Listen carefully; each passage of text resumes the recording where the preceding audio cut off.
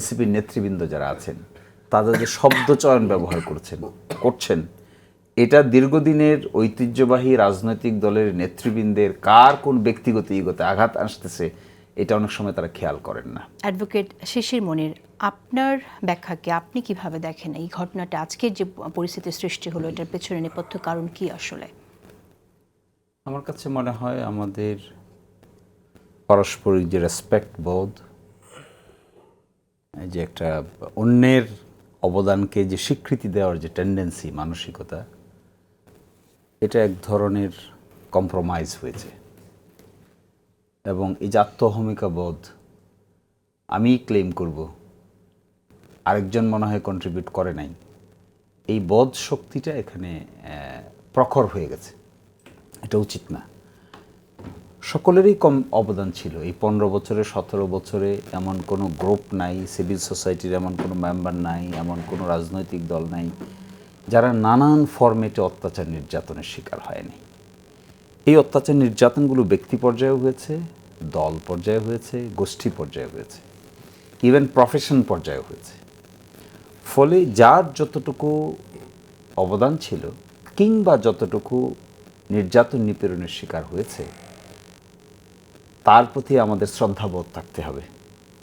কোনো ব্যক্তি বিশেষ তিনি গুম হয়ে গেছেন, তিনি এখন একটা স্টেটমেন্ট দিচ্ছেন, তাকে নিয়ে আমরা ভিন্ন ধরনের ইন্টারপ্রিটেশন করতে যাচ্ছি, ব্যক্তিগতভাবে অ্যাটাক করতে চাচ্ছি, ইটস নট প্রপার। সবই তো মানুষ আসলে, যতই আমরা রাজনৈতিক কর্মী হই না কেন, লিডার হই না কেন, একটা ব্যক্তিগত ইগো, বিনয় ভাব তো আছে সবার মধ্যেই। যাদের মধ্যে এই ইগোটা হার্ট হয়, ইগোটা হার্ট হলে পরে রিয়াকশন মেকানিজমটা যেটা টেলিভিশন এবং সোশ্যাল মিডিয়াতে আসে, এই রিয়াকশনটাও হার্ড হয়। ফলে এইটা আরও অ্যাক্সিলারেট হয়। আমি বেশ কিছু স্টাডি করে দেখেছি, এখানে যদি বিনয় থাকতো, রেসপেক্ট বোধ থাকতো, কিংবা এটা আমরা এখনও বাড়াতে পারি। কিন্তু আমরা যদি সরকারের সাথে যে দূরত্ব সৃষ্টি হয়েছে এখন রাজনৈতিক দলগুলো, সেটার দিকে তাকাই, তাহলে আপনি যাদের কথা বলছেন, যদি বিনয় থাকতো, সেখানে তো আসলে সরকারের কতটুকু দায়? সরকার তো কাউকে বিনয়ী করে তুলতে পারে না। সরকার তো বিনয়ী ছিল কিনা সেই প্রশ্ন আসছে সরকারের ঐক্যবদ্ধ রাখার যে দায়িত্বটা ছিল সেটা পেরেছে কিনা।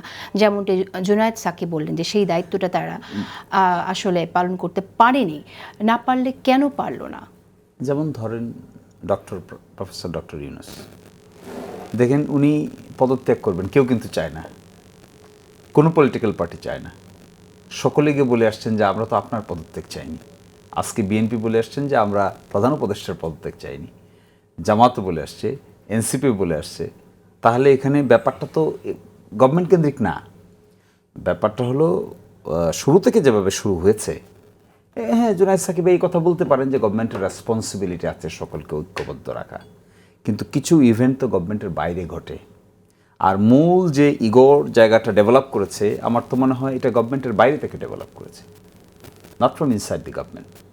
এবং গভর্নমেন্টের বাইরে থেকে এই ইগোর পার্টটুকুতে কোথায় ডেভেলপ করেছে, যে একটু খুলে বলবেন? হ্যাঁ, খুলেই বলছি আমি। যেমন ধরেন এনসিপি যারা করেন, এনসিপির নেতৃবৃন্দ যারা আছেন তাদের যে শব্দ চয়ন ব্যবহার করছেন এটা দীর্ঘদিনের ঐতিহ্যবাহী রাজনৈতিক দলের নেতৃবৃন্দের কার কোন ব্যক্তিগত ইগোতে আঘাত আসতেছে এটা অনেক সময় তারা খেয়াল করেন না।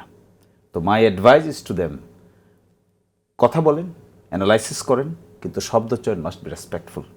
তো এরপর কিন্তু আমরা দেখেছি যে তার শব্দ চয়নের জন্য কেউ আঘাতপ্রাপ্ত হয়ে থাকলে সেই জায়গা থেকে তিনি ক্ষমাও চেয়েছেন, মাফ চেয়েছেন। আমি কোনো ব্যক্তি বিশেষকে মিন করছি না, আমি মিন করছি আমার মনে হয় যে এনসিপি ইন ইটস এন্টায়ারিটি। না আমি এটা করে ফেলবো, আমি ওইটা করে ফেলবো, আর কারো দরকার নাই, এই কথা বললে তো হবে না। আপনি একাতর কেউ এটা করে নাই, আসলে কম্বাইন্ড ওয়েতে করেছে। তাহলে তো এনসিপির সাথে অন্যান্য রাজনৈতিক দলের দূরত্ব হলো, কিন্তু আমার প্রশ্ন ছিল সরকারের সাথে কেন দূরত্ব হলো?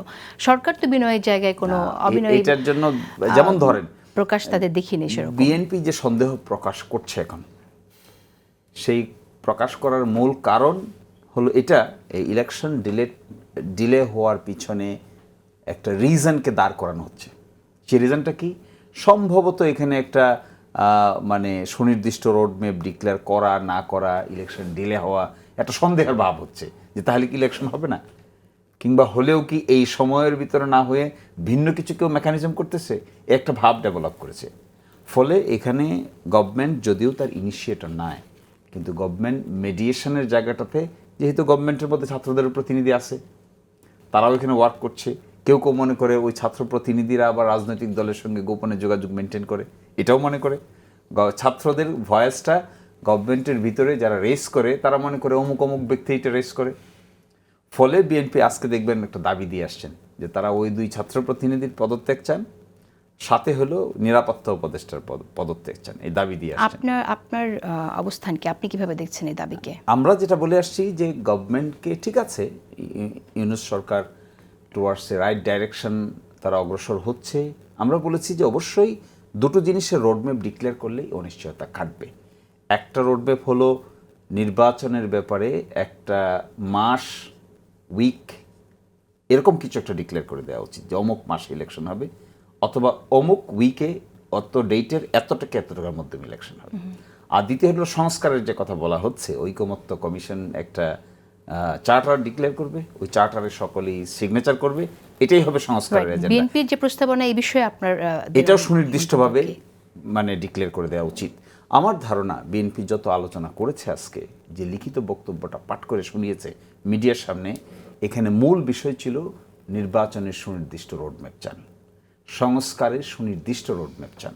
সরকারের পক্ষ থেকে যদি এই বিষয়গুলো স্পষ্ট করে ডিক্লেয়ার করা হয়, তাহলে আমার ধারণা যে এখানে অনিশ্চয়তাটা কাটবে। আর যারা অনেকেই বেসামাল কথাবার্তা বলেন কিংবা তিক্ত কথাবার্তা বলেন, ব্যক্তি বিশেষকে আঘাত করে কথাবার্তা বলেন, তাদের উচিত নিজেদেরকে রেস্ট্রেইন করা।